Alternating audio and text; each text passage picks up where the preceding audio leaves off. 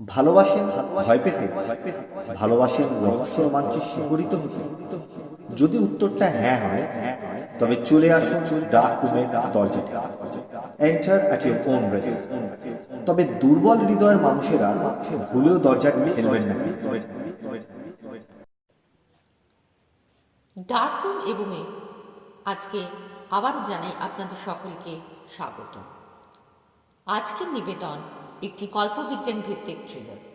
গল্পের নাম চামড়ার মুখোশ। গল্পের লেখিকা পল্লবী সেনগুপ্ত। এই গল্পটি প্রকাশিত হয়েছে লেখিকার একক গল্প সংকলন আলো আঁধারের গন্ধ বইটিতে, যেটি প্রকাশিত হয়েছিল লালমাটি প্রকাশন থেকে বেশ কয়েক বছর আগে।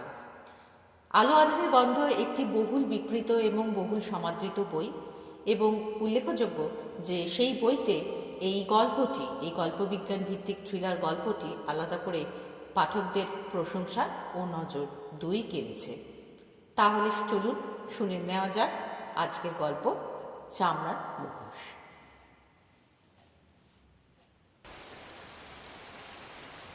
লাইব্রেরিতে একলা বসে নোটস তৈরি করছিল।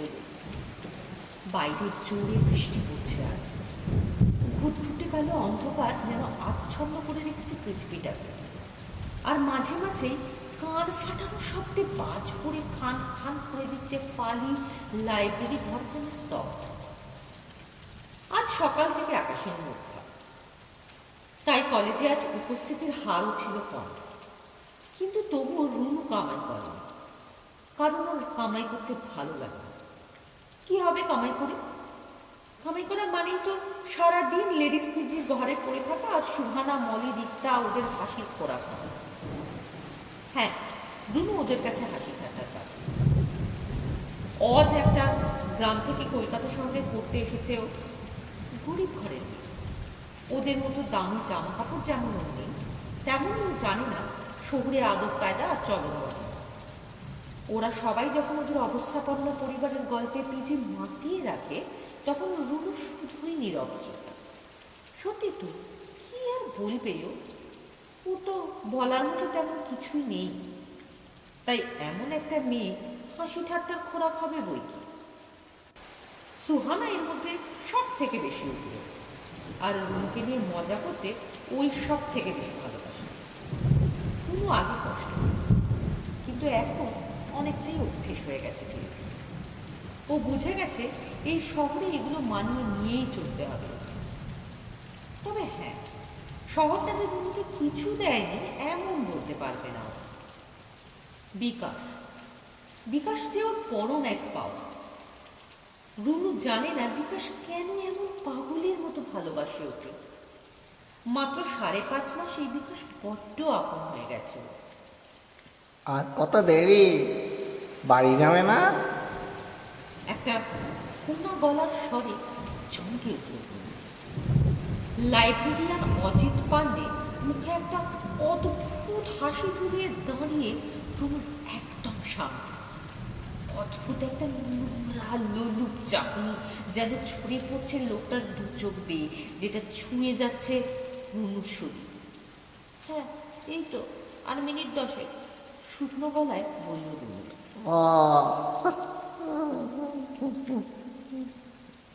অদ্ভুতভাবে হাসল লোকটা। রুনুর সারা শরীরে ভয় গুলিয়ে উঠল। কলেজ আজ বোধহয় প্রায় ফাঁকা। বাইরে অবিশ্রান্ত বর্ষণ, আর এই অদ্ভুত টিমটিমে আলো জ্বলা 3 তলার কোণার এদিকের এই লাইব্রেরি ঘরটা। হাত চালিয়ে নোটটা শেষ করতে লাগলো রুনু, কিন্তু হঠাৎ চমকে উঠল দরাম একটা শব্দে। পান্ডে বন্ধ করছে লাইব্রেরির দরজা। এ কি দরজা বন্ধ করছেন কেন? কেঁপে উঠল রুনুর গলা।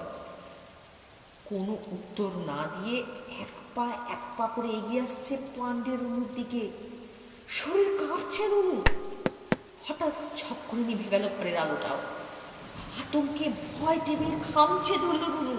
ও বুঝতে পারছে পান্ডে এবারে একদম ওর সামনে। না না বলছি, আর এক পা এগোবেন না বলছি। যদি এগোন আমি কিন্তু।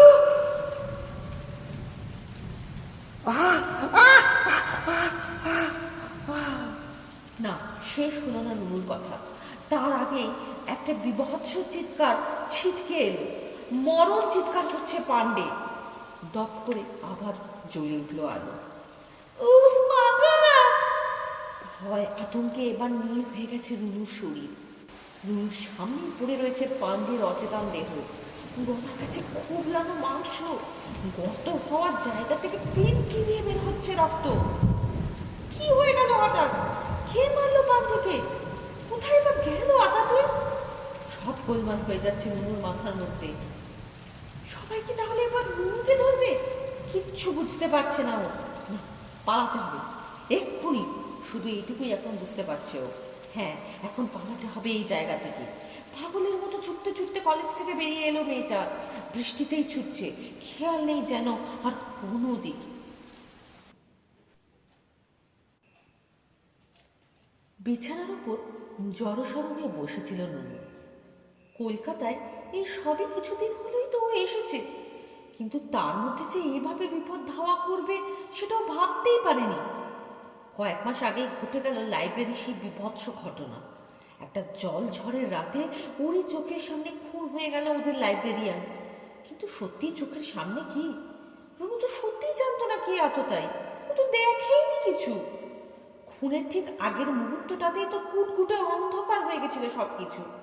কিন্তু কাউকে সে কথা বিশ্বাসই করাতে পারেনি ও। থানা, পুলিশ, কোর্ট কাছারির গেরোতে এখনো আটকে আছে ও। সেসব মিথ্যে না মিথ্যে আবার এই বিভৎস ঘটনা। আজ শরীরটা ভালো নেই নুনু, তাই আজও কলেজ যায়নি। আর আজই আবার কি একটা কারণে ছুটি নিয়েছিল সুহানা। গোটা দিনটা এই ফাঁকা পিটিতে সুহানার সাথে সারাদিন থাকতে হবে ভেবেই মনটা বিরক্তিতে ভরে যাচ্ছিল ওর। তাই কতকটা বিরক্ত মুডেই স্নান ঘরে ঢুকেছিল। স্নান করতে করতে হঠাৎ রুনুর কানে আছড়ে পড়েছিল ভয়ার্ত একটা চিৎকার। মরণে আর্তনাদ করছে সুহানা। ভিজে গায়ে তড়ি ঘড়ি বাথরুম থেকে বেরিয়ে এসে হাতকে উঠেছিল রুনু। বিশ্বাস করতে পারছিল না নিজের চোখকে। মেঝের উপর পড়ে রয়েছে সুহানার রক্তাক্ত দেহ। চোখ দুটো ঠিকরে আসছে গলার কাছে একটা মাংস কুবলানো গর্ত। রক্তে ভেসে যাচ্ছে মেঝে।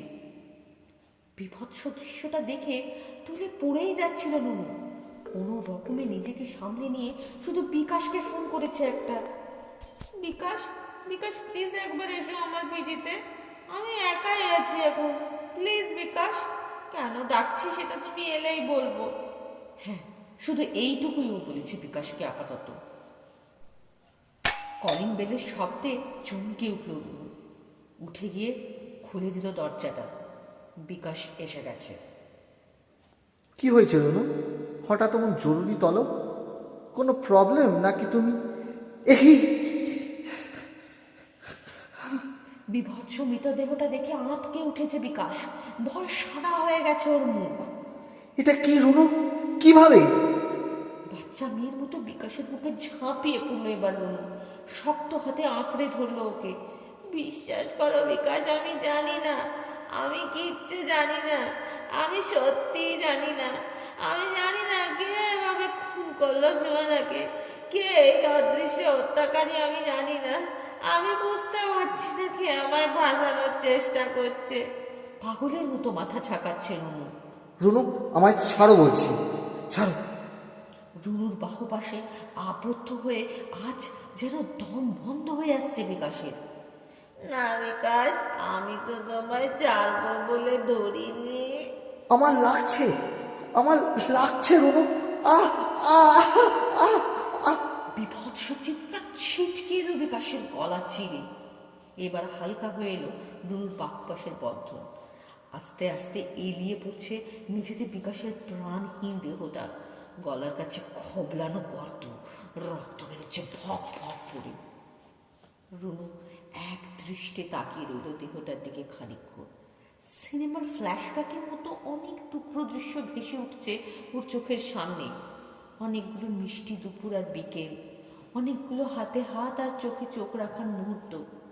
বিকাশের বুক পকেট থেকে মোবাইলটা টেনে বের করল রুনু।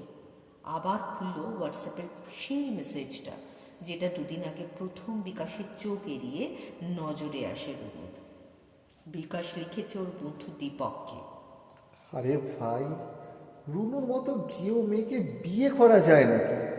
ওর সাথে শুধু টাইম পাস করছি, এরপর সুযোগ বুঝে ওর শরীরটাকে ভোগ করে নেব, তারপর আর খুঁজেই পাবে না আমাকে। আর ওর মতো মেয়ের অত ক্ষমতা নেই আমাকে খুঁজে বের করার। হাঁটু গেড়ে এবার টাটকা মৃতদেহের সামনে বসে পড়ল রুনু।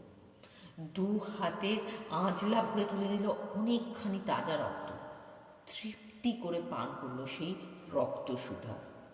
এবার ধীরে ধীরে এগিয়ে গেল দেয়ালের লম্বা আয়নাটার সামনে।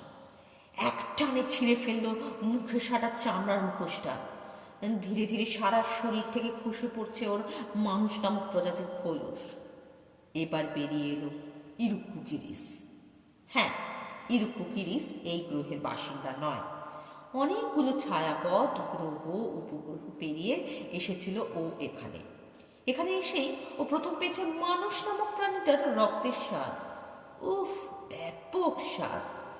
তখন থেকে ঠিক করে নিয়েছে ও নিজের ক্ষমতার জোরে চামড়ার মুখোশ পরে আর সারা শরীরকে মানুষের চামড়ায় ঢেকে ঘুরে বেড়াবে ও গোটা পৃথিবীটা। মানুষের ছদ্মবেশে থাকতে থাকতে সামনে পাওয়া শয়তান মানুষ খুঁজে বের করে নিজের রক্ত পিপাসা মেটাবেও। তবে এক মুখোশে বেশি দিন থাকবে না। এক একটা রূপের মেয়াদ হবে 7 মাস করে। আর প্রতিটা রূপে ও মারবে 3টে করে শয়তান। তাদের গলার নলি চিড়ে রক্ত পান করবেও। রুনু অবতারে ও মেরেছে পান্ডেকে, যে কিনা সুযোগের সৎ ব্যবহার করে যে কোনো নিষ্পাপ মেয়েকে নষ্ট করতে পারে। আর মেরেছে সুহানাকে, যার কাছে কিনা ভুল ভাবাটা মস্ত বড় অপরাধ। আর শেষ পর্যন্ত কিনা বিকাশও, এত বড় প্রতারক সেই ছেলেটাও। সত্যি এই পৃথিবী জায়গাটা বড্ড বাজে, আর মানুষ জাতিটাও মোটেই ভালো না। ইরুক্কুকিরিস এবার নিজের শরীরটা অদৃশ্য করে ভাসিয়ে দিল হাওয়ায়। অদৃশ্য ইরুক্কু উঠছে এবার, কেউ আর দেখতে পাচ্ছে না ওকে। এবারও খুঁজে দেবে অন্য কোনো একটা চামড়ার মুখোশ, তখন আবার সবাই দেখতে পাবে ওকে।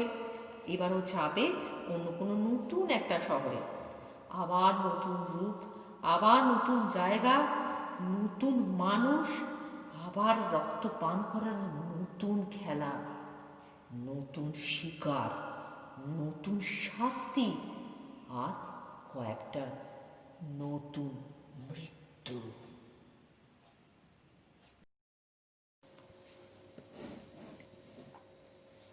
কেমন লাগলো আমাদের আজকের গল্প?